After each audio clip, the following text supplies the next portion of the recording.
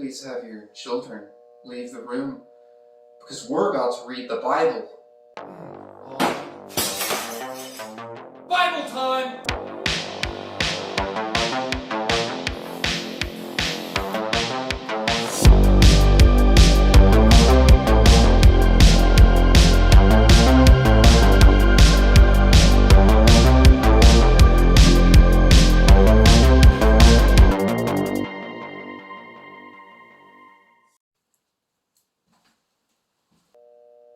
Before we begin, Trinity Fellowship.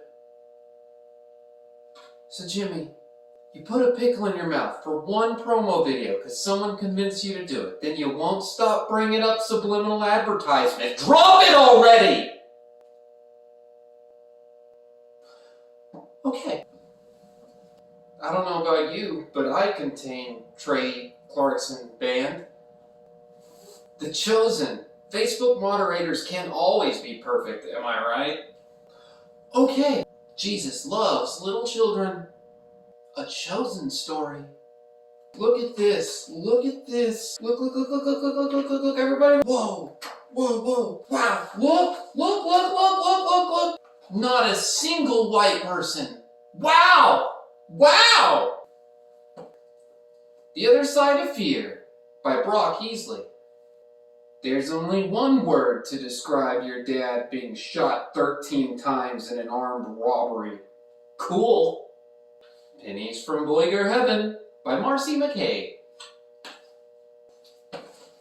Look at this huge package. Angel Studios, this is a large package.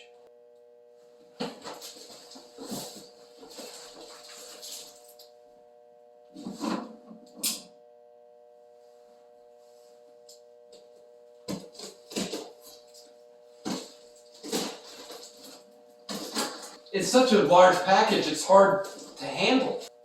If it were less large, perhaps it would be easier to manage. Whoa, whoa, wee woo. Wow, wow, wow, wow, wow. Look at all this clothing and all these cups. Look at all these cups. Look at all these cups. Wow. Shit.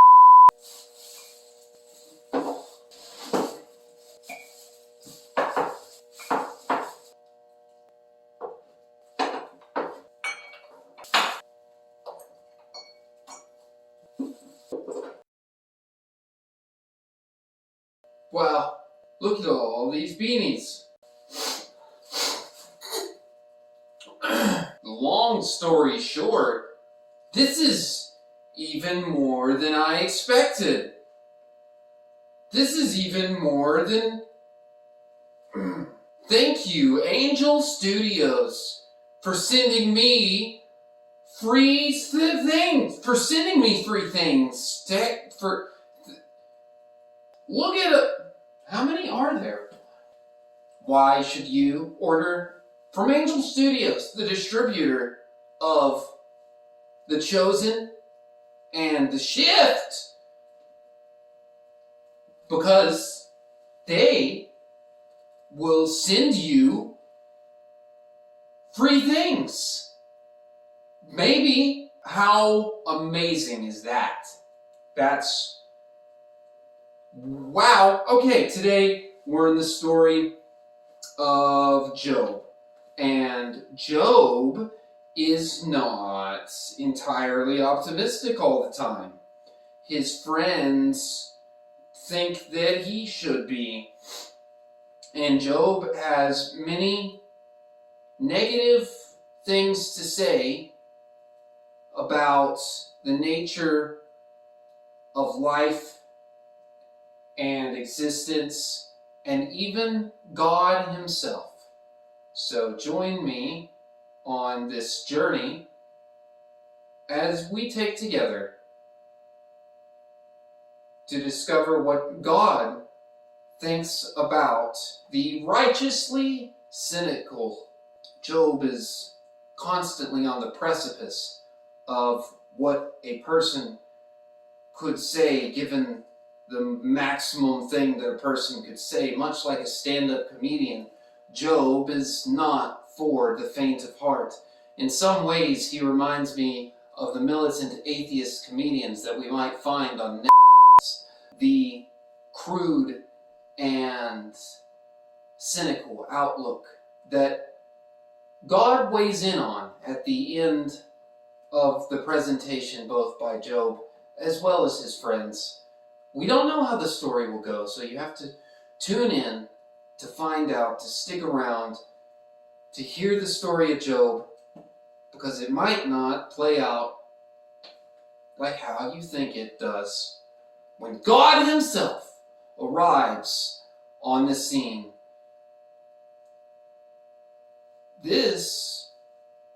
Let's begin.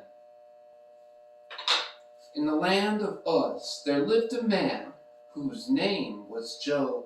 This man was blameless.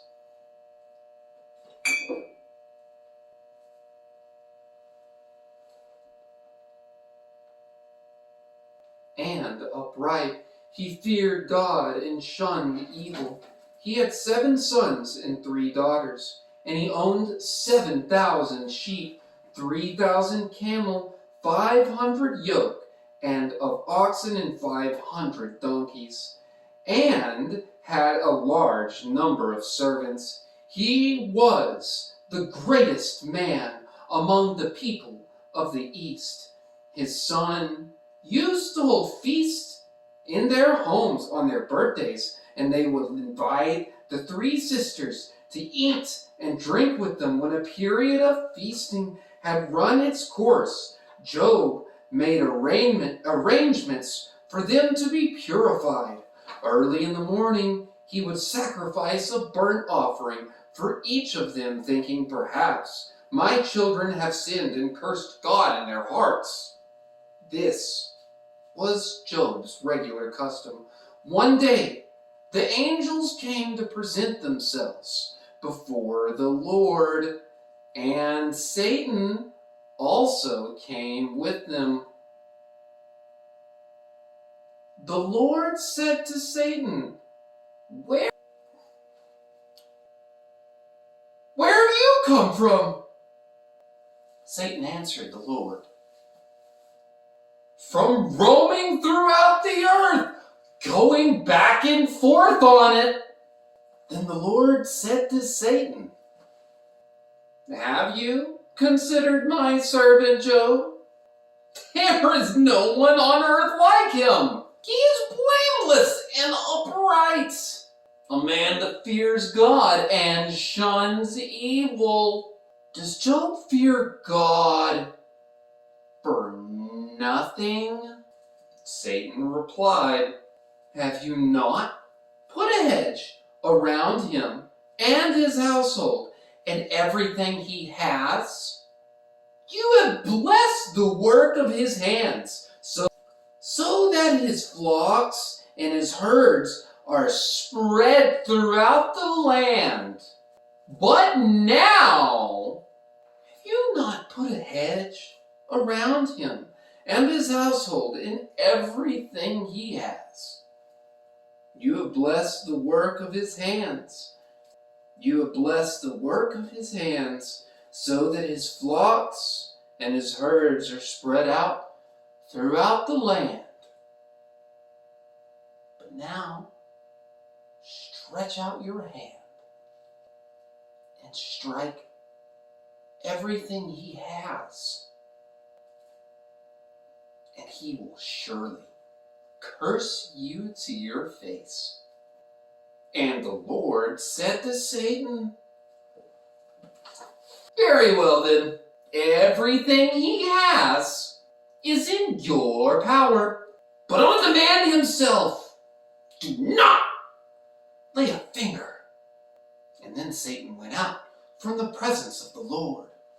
One day, when Job's sons and daughters were feasting and drinking wine at the oldest brother's house, a messenger came to Job and said, The oxen were plowing and the donkeys were gazing nearby, and the Sabaeans attacked and made off with them. They put the servants to the sword, and I am the only one who escaped to tell you." While he was still speaking, another messenger came and said, "The Shittians formed 3 raiding parties and swept down on your camels and made off with them. And then they put the servants to the sword. And I am the only one who escaped to tell you."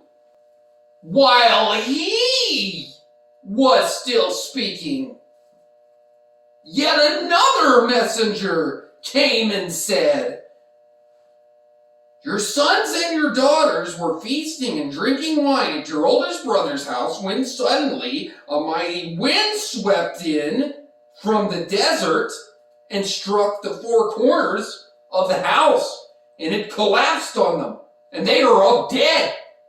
And I am the only one who escaped to tell you."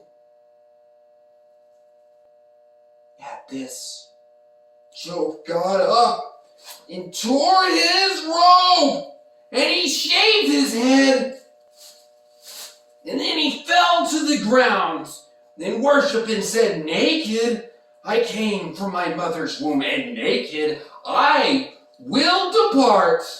For the Lord has taken away, and may the Lord be praised." Doing this, Job did not sin by charging God with wrongdoing.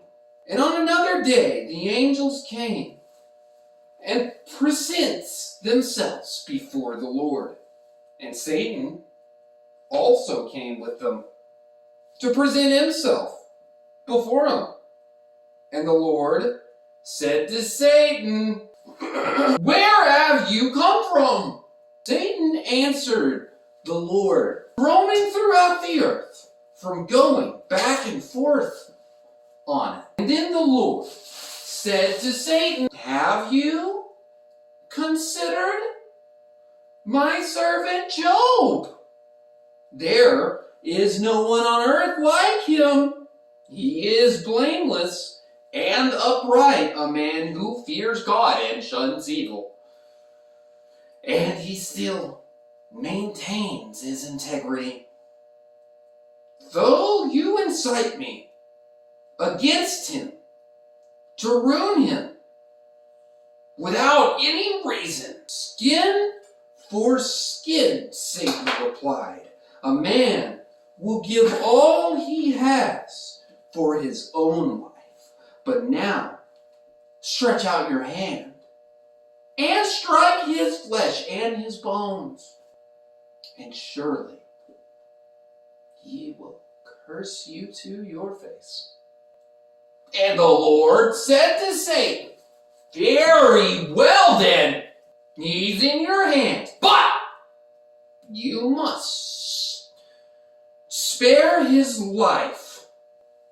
So Satan went out from the presence of the Lord and afflicted Job with painful sores, from the soles of his feet to the crown of his head. Then Job took a piece of broken pottery and scraped himself with it as he sat among the ashes. Then his wife said to him, "Are you still maintaining your integrity? Curse God and die." He replied, "You are talking like a foolish woman. Shall we accept good from God and not trouble?" In all of this, Job did not sin in what he said. When Job's 3 friends Ephaz, the Temanite, Bildad, the Shihite, and Zohar the Naamathite heard about all the troubles that had come upon him. They set out from their homes and met together by agreement to go and sympathize with him and comfort him. When they saw him at a distance, they could hardly recognize him. They began to weep aloud, and they tore their robes and sprinkled dust on their heads. Then they sat on the ground with him for 7 days and for 7 nights. No one said a word to him because they saw how great his suffering was. After this, Job opened his mouth and cursed the day of his birth. He said, "May the day of my birth perish, and the night that said, 'A boy is conceived,' that day, may it turn to darkness. May God above not care about it. May no light shine on it. May gloom and utter darkness claim it once more. May a cloud settle on it. May blackness overwhelm it. That night, may thick darkness seize it. May it not be included among the days of the year, nor be entered in any of the months. May that night be barren. May no shout of joy be heard. May those who curse days curse that day. Those who are ready to rouse Leviathan, may its morning stars become dark. May it wait for daylight in vain and not see the first days of dawn. For it did not shut the doors of the womb on me to hide trouble from my eyes. Nor did I not perish at birth and die as I came out of the womb. Why? Were there knees to receive me, and breasts that I might be nursed? From now I would be laying down in peace, and I would be asleep and at rest with kings and rulers of earth, who built for themselves places now lying in ruins, with princes who had gold, who filled their houses with silver. Or why was I not hidden away in the ground like a stillborn child, like an infant who never saw the light of day? There the wicked cease from turmoil, and there the weary are at rest. Captives also enjoy their ease. They no longer hear the slave drivers shout. The small and the great are there, and the slaves are freed from their owners. Why is the light given to those in misery, and life to the bitter of soul? To those who long for death, and then it does not come, who search for it more than treasure, who are filled with gladness and rejoice when they reach the grave. Why is life given to a man whose way is hidden from God as hedged in? For sighing has become my daily food. My groans pour out like water what I feared has come upon me, and I have no peace, no quietness. I have no rest, only turmoil. Then Eliphaz, the Temanite, replied, "If someone ventures to have a word with you, will you be impatient? But who can keep from speaking, am I right?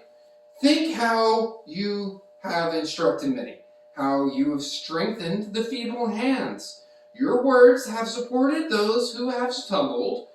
You have strengthened flattered knees. But now trouble comes to you, and you are discouraged. It strikes you, and you are dismayed. Should you not your piety be your confidence, and your blameless ways your hope? Consider now, who, being impatient, has ever perished?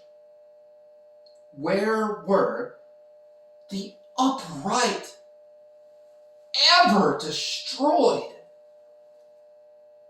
As I have observed, those who plow evil and those who sow trouble reap it. At the breath of God, they perish. And at the blast of his anger, they are no more. The lions may roar and growl, yet their teeth of the great lions are broken.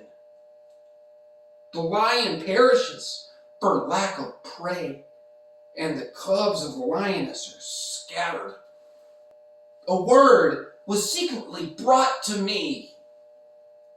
My ears caught whisper of it. Amid disquieting dreams in the night, when deep sleep falls on people, fear and trembling seized me and made all of my bones shake. Spirit glided past my face, and the hair on my body stood on end. It stopped, but I could not tell what it was. And a form stood before my eyes, and I heard a hushed voice. Can a mortal be more righteous than God? Can a strong man be more pure than his Maker? If God places no trust in his servants, if he charges his angels with error, how much more will those who live in houses of clay, whose foundations are in the dust, who have crushed more readily than a moth between dawn and dusk, they are broken into pieces, unnoticed, and they perish forever. Are not the cords of their tent pulled up so that they can die without wisdom? Call it what you will, but who will answer you? To which of these holy ones will you turn? Resentment kills a fool, and envy slays the simple. I myself have seen a fool taking root, but suddenly his house was crushed, his children far away from safety, crushed in court without a defender. The hungry consume his harvest, taking it even farther from among thorns, and the thirsty pant after his wealth. For hardship does not spring from the soil, nor does trouble sprout from the ground. Yet man is born to trouble, as surely sparks fly upward. But if I were you, I would appeal to God. I would lay my cause before Him. He performs wonders that cannot be fathomed, miracles that cannot be counted. He provides rain for the earth. He sends water on the countryside. The lowly He sets on high, and those who mourn are lifted to safety. He thwarts the plans of the crafty, so that their hands achieve no success. He catches the wise in their craftiness, and the schemes of the wily are swept away. Darkness comes upon them in the daytime, and noon they grope as if it's night. He saves the needy from the sword in their mouth. He saves them from the clutches of the powerful, so the poor have hope. And injustice shuts its mouth. Blessed is the one whom God corrects. So do not despise the discipline of the Almighty, for He wounds, but He also binds up.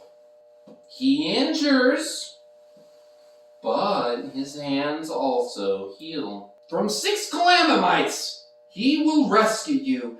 In 7, no harm will touch you. In famine, He will deliver you from death, and in battle, from the stroke of a sword. You will be protected from the lash of the tongue, and need not fear when discretion comes. You will laugh at destruction and famine, and need not fear the wild animals. For you will have a covenant with the stones of the field, and the wild animals will be at peace with you. You will know that your tent is secure. You will take stock of your property, and you will find that nothing is missing. You will know that your children will be many, and your descendants like the grass of the earth. You will come to the grave in full vigor, like sheaves gathered in season. We have examined this, and it is true. So hear it and apply it to yourself. Then Job replied, "If only my anguish could be weighed and my misery could be placed on scales, it would surely outweigh the sands of the sea. No wonder my words have been impetuous.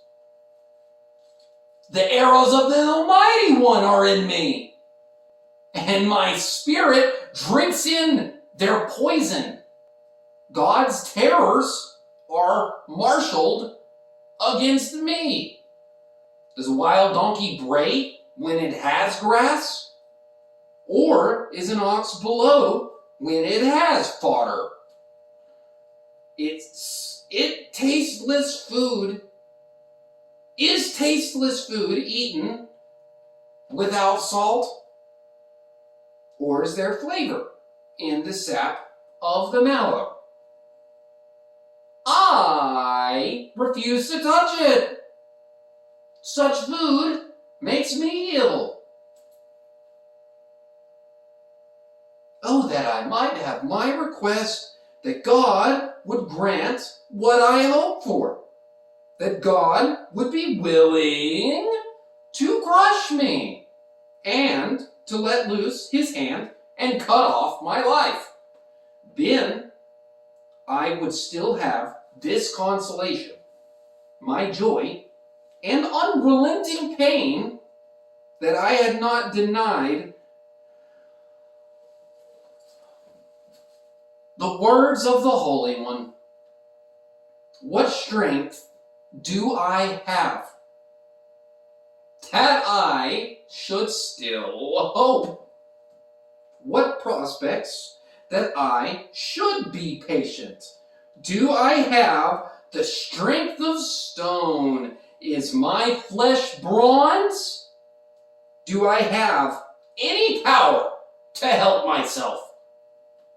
Now that success has been driven from me.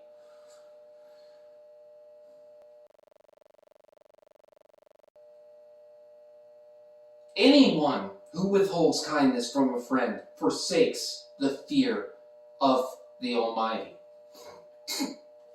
But my brothers are as undependable as intermittent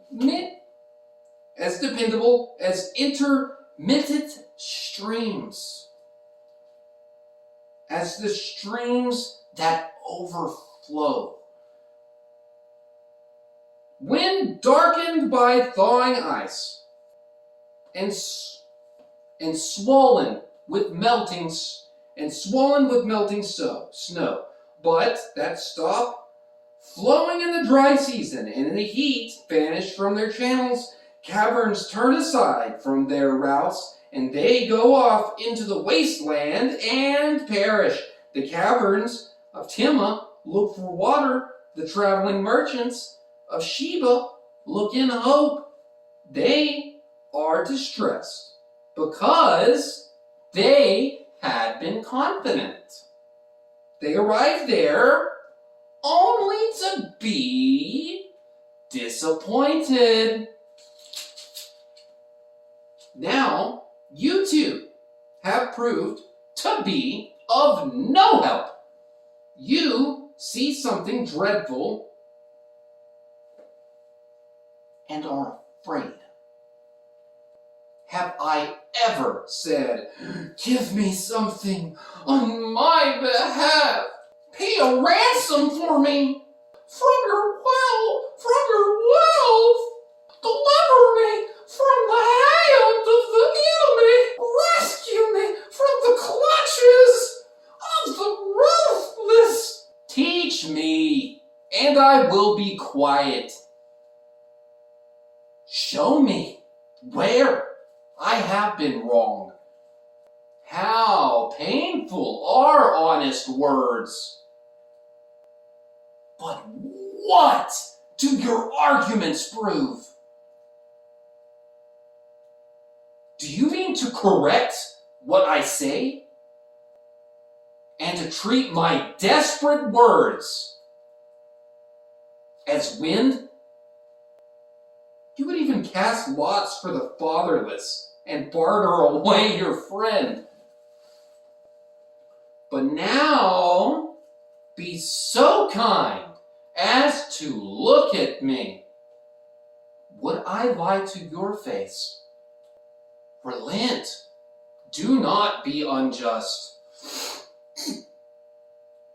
Reconsider, for my integrity is at stake. Is there any wickedness on my lips? Can my mouth not discern malice? Do not mortals ever have hard service on earth, and not their days like that of hired laborers, like a slave longing for the evening shadows, or a hired laborer waiting to be paid? So I have been allotted months of utility, and nights of misery have been assigned to me when I lay down and think, how long until I have to get up? The nights drag on, and I toss and turn until dawn. My body is clothed with worms and scabs. My skin is broken and festering. My days are swifter than a weaver's shuttle, and they come to an end without hope. Remember, O God, that my life is but a breath. My eyes will never see happiness again. The eye that sees me now will see me no longer, will look for me, but I will be no more. As a cloud vanishes and is gone. So, one who goes down to the grave does not return. He will never come up to his house again. His place will know him no more. Therefore, I will not keep silent. I will speak out in anguish my spirit, and I will complain in the bitterness of my soul. Am I the sea or the monster of the deep that you put me under guard? When I think my bed will comfort me and my couch will ease my complaint, even then you frighten me with dreams and terrify me with visions, so that I prefer strangling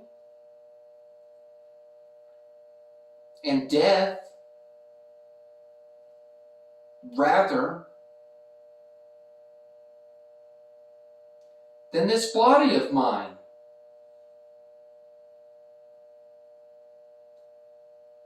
I despise my life.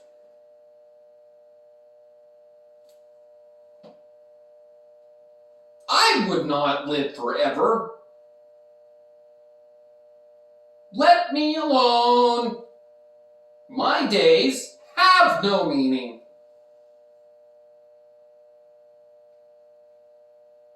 What is mankind that you make so much of them? That you give them so much attention? That you examine them every morning? That you test them every moment? Will you never look away from me or let me alone, even for an instant? If I have sinned, then what have I done to you? You who sees everything I do. You who sees everything we do. Why have you made me your target? Have I become a burden to you?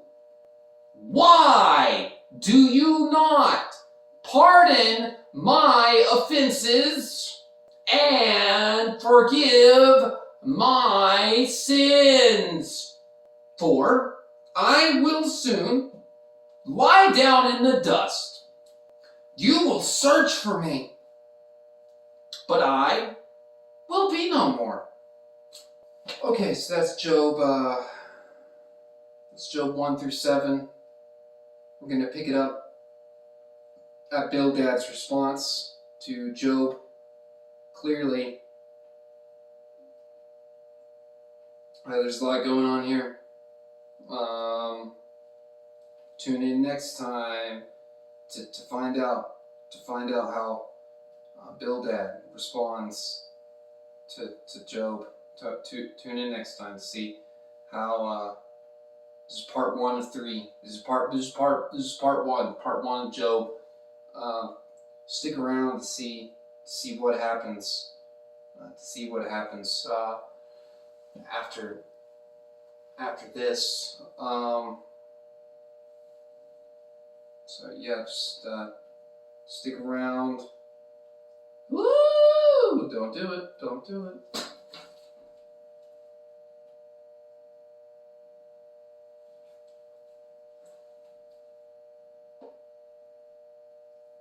Are you just having a hard time?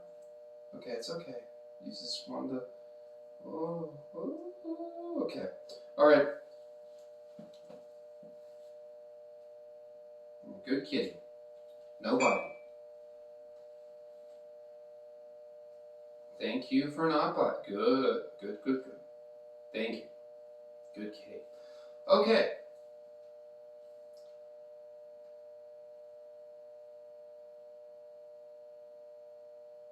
Good night.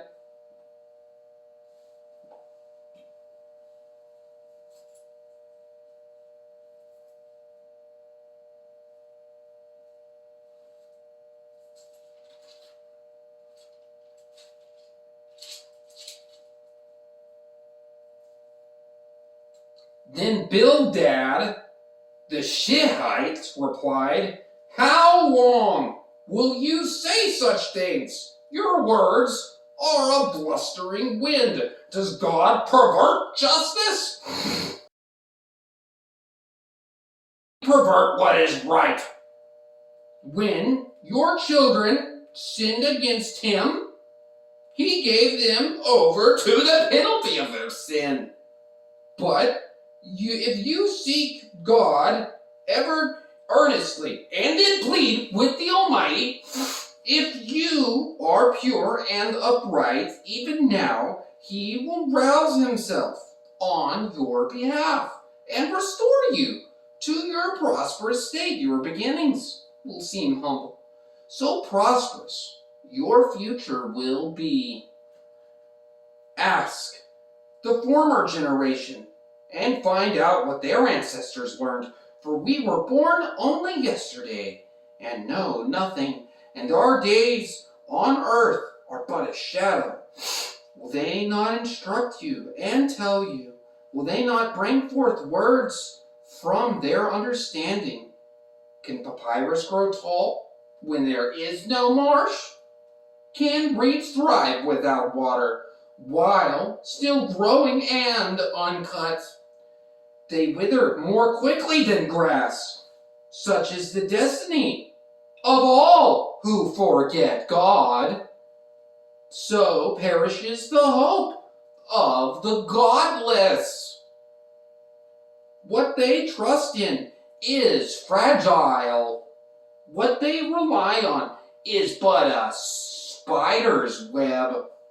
Then they lean on the web, but it gives way. They cling to it, but it does not hold. They are like a well-watered plant in the sunshine, spreading its shoots over the garden. It intertwines its roots around a pile of rocks and looks for a place among the stones.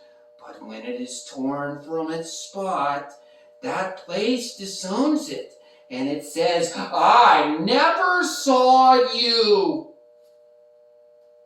Surely, its life withers away, and from the soil, other plants grow. Surely, God does not reject one who is blameless. So strengthen your hands.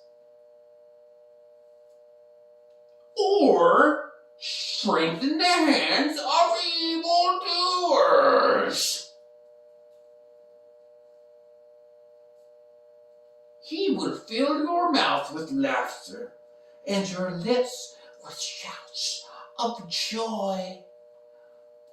Your enemies will be clothed in shame, and the tents of the wicked will be no more.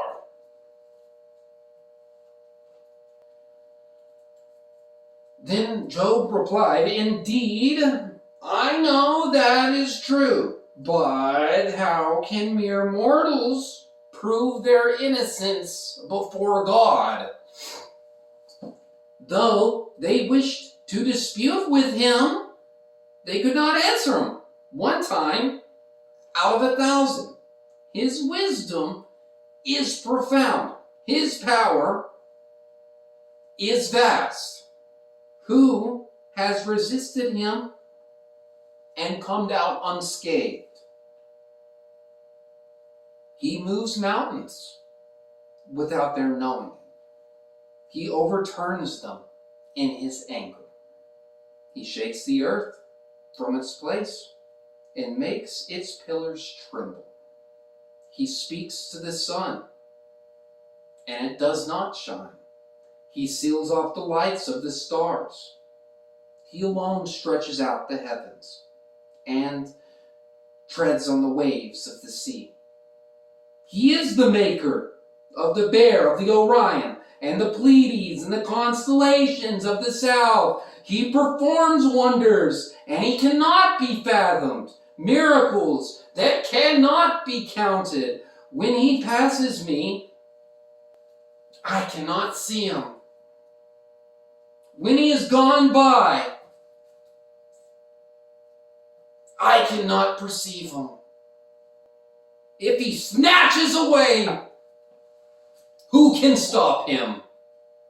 Who can say to him, "What are you doing?" God does not restrain his anger. Even the cohorts of Rahab cowered at his feet. How then can I dispute with him? How can I find words to argue with him? Though I were innocent, I could not answer him. I could only plead with my judge for mercy. Even if I summoned him and he responded, I do not believe he would give me a hearing. He would crush me with a storm and multiply my wounds for no reason. He would not let me catch my breath, but would overwhelm me with misery. As if it is a matter of strength, he is mighty. And if it is a matter of justice, who can challenge him? Even if I were innocent, my mouth would condemn me. If I were blameless, it would pronounce me as guilty. Although I am blameless, I have no concern for myself. I despise my own life. It is all the same. That is why I say he destroys both the blameless and the wicked. When a scourge brings sudden death, he mocks the despair of the innocent. When the land falls into the hands of the wicked, he blindfolds its judges. Okay. And if it is not he, then who is it? My days are swifter than a runner, than a fly, without a glimpse of joy. They skim past like boats of papyrus, like eagles swooping down on their prey. If I say, I will forget my complaint, I will change my expression and smile, I will still dread all of my sufferings. For I know you will not hold me innocent, since I am already found guilty. Why should I struggle in vain? Even if I washed myself with soap and my hands with a cleansing powder, you would plunge me into a slime pit so that even my clothes would detest me. He is not a mere mortal like me, that I may answer to him, that we might confront each other in court. If only there was someone to mediate between us. Foreshadowing someone to bring us together. Someone to remove God's rod from me, so that his terror would frighten me no more. That I would speak up without fear of him. But as it stands with me, I cannot. I loathe my very life. Therefore, I will give free rein to my complaint. I will speak out in the bitterness of my soul. I say to God, do not declare me guilty, but tell me what charges you have against me. Does it please you to oppress me? To spurn the works of your hands? While you smile with the plans of the wicked? Do you have eyes of flesh? Do you see as a mortal sees? Are your days like those of a mortal? Or your years like that of a strong man? That you must search out the faults and probe after my sin, though you know that I am not guilty, and that no one can rescue me from your hand? Your hands shaped me and made me. Will you now turn and destroy me? Remember that you molded me like clay. Will you now turn me into dust again? Did you not pour me out like milk and curdle me like cheese? Clothe me with skin and flesh and knit me together with bones and sinews? You gave me life and you showed me kindness. And in your providence, you watched over my spirit. But this is what you concealed in your heart. And I know that this was in your mind. If I sinned, you would be watching me, and you would not let my offense go unpunished. If I am guilty, then woe to me! Even if I am innocent, I cannot lift my head. I am full of shame and drowned in my affliction. If I hold my head high, you will stalk me like a lion and again display your awesome power against me. You bring new witness against me and increase your anger towards me. Your forces come against me wave upon wave. Why then did you bring me out of the womb? I wish I had died before your eyes saw me. If only I had never come into being or had been carried straight from the womb to the grave, and not my few days almost over. Turn away from me, so that I can have a moment's joy before I go to the place of no return, to the land of gloom and utter darkness, to the land of the deepest night, of utter darkness and disorder, where even the light is like darkness.